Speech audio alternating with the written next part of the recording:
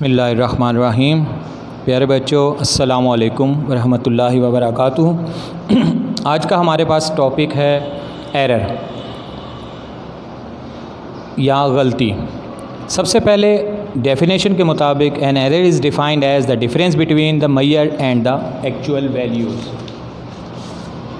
یا دوسری ڈیفینیشن کے مطابق in an experiment certain error may arise due to experimenter اور دا انسٹرومنٹ۔ خطا، کوئی بھی تجربہ کرتے ہیں ہم تو اس میں کچھ غلطیاں ہو جاتی ہیں، چاہے ہم چاہتے ہوں یا نہ ہوں۔ تو اس وقت جو ہم لوگ ہمارے پاس ٹاپک ہے کہ ان کو یہ کتنی قسم کے ہوتے ہیں اور ان کو درست کیسے کیا جاتا ہے، اس کے بارے میں ہم پڑھ رہے ہیں۔ تو کوئی بھی اگر ہم پریکٹیکل یا تجربہ یا ایکسپیریمنٹ کرتے ہیں تو اس میں ایک کرنے والے یعنی ایکسپیریمنٹر کی وجہ سے غلطی ہو سکتی ہے، یا وہ انسٹرومنٹ جو ہم اس ایکسپیریمنٹ کے اندر استعمال کر رہے ہیں اس کی وجہ سے ہوتی ہیں، اور ان کو عام طور پر 3 گروپوں میں تقسیم کیا جاتا ہے، جن میں نمبر 1 پرسنل ایرر ذاتی خطا، نمبر 2 سسٹمک ایرر سلسلہ وار خطا، اور نمبر 3 رینڈم ایرر رینڈم خطا کہلاتی ہیں۔ سب سے پہلے پرسنل ایرر، اس کی definition: this error arise due to tendency of a person who takes reading in favour of a particular reading such as procedure produce error in taking observation. Personal error میں ہم کسی شخص کا کسی بھی مخصوص اعداد حاصل کرنے یا ریڈنگ حاصل کرنے کے لیے جو ہم طریقہ کار ہوتا ہے اس میں یہ غلطیاں کر دیتے ہیں، جیسا کہ کسی بھی ریڈنگ کو پڑھنے کا طریقہ ہے کہ اسے آنکھ کے بالکل سامنے ہونا چاہیے۔ اگر اوپر سے یا دائیں بائیں سے اسے دیکھیں گے، خاص طور پر بیکر کے اندر یا سلنڈر کے اندر ہم جب مشاہدہ کرتے ہیں پانی کی ہائٹ کا، تو اس میں ہم اگر اپنی آنکھ کو بالکل درست طریقے سے نہیں رکھیں گے، لیول پر نہیں رکھیں گے، تو وہ ریڈنگ ہمیں پڑھنے میں غلطی یا ریڈنگ ہم غلط پڑھ لیتے ہیں۔ تو یہ چیز کیونکہ ذات کی وجہ سے ہوتی ہے، اسی لیے سے یا پرسن کی وجہ سے اسے پرسنل ایرر کہا جاتا ہے۔ اور اس کا طریقہ کار یا اس کو درست کرنے کا طریقہ کار یہی ہے کہ ہم وہ شخص جو ایک مخصوص پوزیشن میں ہو اور اسے مخصوص طریقہ کار کے مطابق ہی ریڈنگ لیں۔ نمبر 2 پہ ہمارے پاس سسٹمک ایرر یا سلسلہ وار خطا۔ This type of error rises due to fault in the measurement instrument, یعنی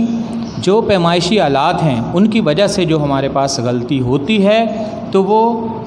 غلطی سسٹمک ایرر یا سلسلہ وار خطا کہلاتی ہے،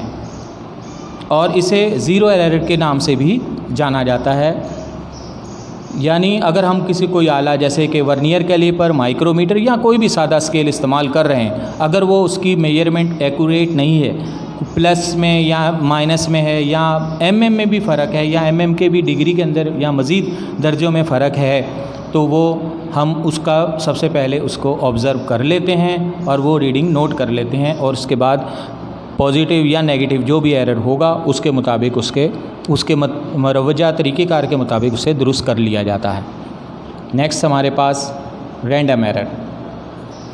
دس type of error may arise due to the external condition which are at a certain time beyond the control of the experimenter۔ یہ وہ خطا ہے رینڈم خطا جو کہ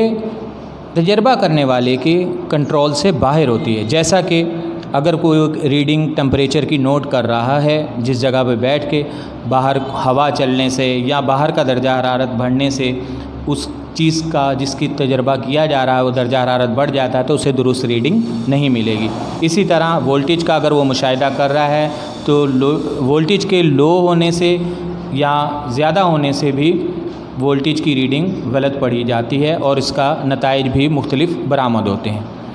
کیونکہ یہ تمام چیزیں تجربہ کرنے والے کے اختیار سے باہر ہوتی ہیں، اس لیے اسے رینڈم ایرر کہا جاتا ہے، اور اس کے لیے بھی مختلف طریقہ کار ہیں جو کہ ہم اس کو اختیار کر کے اس کو کم سے کم کیا جا سکتا ہے، بالکل ختم نہیں کیا جا سکتا کیونکہ یہ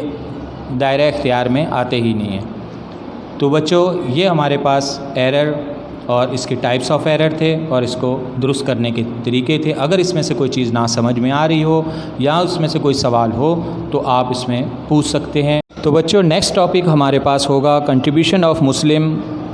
اینڈ پاکستانی سائنٹسٹ، یعنی پاکستانی اور مسلمان سائنسدانوں کا فزکس میں حصہ یا ان کے مطابق انہوں نے کیا کیا خدمات انجام دیں. تو یہ نیکسٹ کلاس میں پڑھیں گے انشاءاللہ. تو جب تک کے لیے اللہ حافظ.